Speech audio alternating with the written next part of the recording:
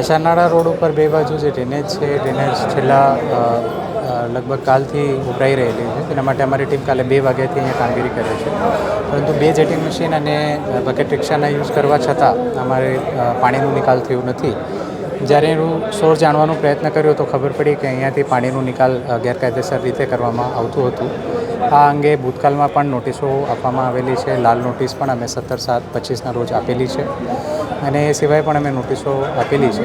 છતાં જે કાળજી બેસિક રાખવી જોઈએ, જેનાથી બીજા લોકોને તકલીફ ન પડે, નાગરિકોને તકલીફ ન પડે, એ રાખવામાં ન હોવાના કારણે આજે કાર્યવાહી જીપીએમસી એક્ટ અંતર્ગત કરવામાં આવી છે.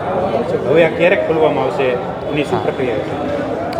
મૂળ તો જે સિસ્ટમ છે જેના કારણે પાણીનું નિકાલ થઈ રહ્યું છે, પાણીનું સિસ્ટમનું પુનઃ યુઝ ન થાય એના માટે આ પ્રિવેન્ટિવ પગલાં લેવામાં આવે છે. જ્યારે ખાતરી અમને આ બાબતની થઈ જશે કે એ પ્રકારે નિકાલ પાણીનું કરવામાં નહીં આવે તો જે અહીંયા સ્થાનિક દુકાનદારો છે એમને મુશ્કેલી ન પડે એ ધ્યાને લેતા અમે ખોલવાની કાર્યવાહી કરીશું.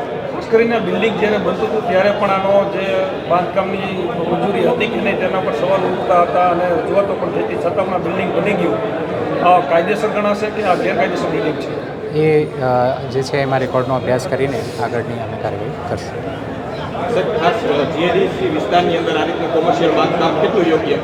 એ અગેન રેકોર્ડ એનું મને અભ્યાસ કરવું પડશે અને જે પણ પરમિશન્સ છે એ બાબતે અભ્યાસ કરીને અમે આપને કહીશું. સર, મહાનગરપાલિકા આમાં ભાજપના નેતા હશે તો કાર્યવાહી કરશે કે નહીં કરે?